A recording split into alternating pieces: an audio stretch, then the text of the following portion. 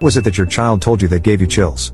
1. When my son was 4, I became pregnant for a second time. I had just discovered a terrible secret about my husband, was terrified about bringing another child into the family. I had no real plan on how to resolve my situation, so I hid the pregnancy for 4 months. Very sadly, perhaps due to stress, I miscarried. During the time that I was pregnant, I had many quiet conversations with the baby. Convinced it was a boy, I called him Luke. Fast forward several months, and my son has a new best friend. He met him in the park and they had many of the same interests and even looked alike. The only problem was this friend was an invisible friend, named Luke, who, according to my son, just wants to be his brother. Gives me chills just remembering it. 2. The day my daughter told me she'd been abused by a family friend. She was 10. I grabbed her and hugged her as tight as I could, and we both just sat and cried for a few minutes. I told her how much I loved her and how brave she was for telling me, and I would make sure that would never happen again, ever, as long as I was alive. She wiped her eyes, told me she loved me too, and went out to play in the backyard. I immediately called the police, and within 45 days the bastard was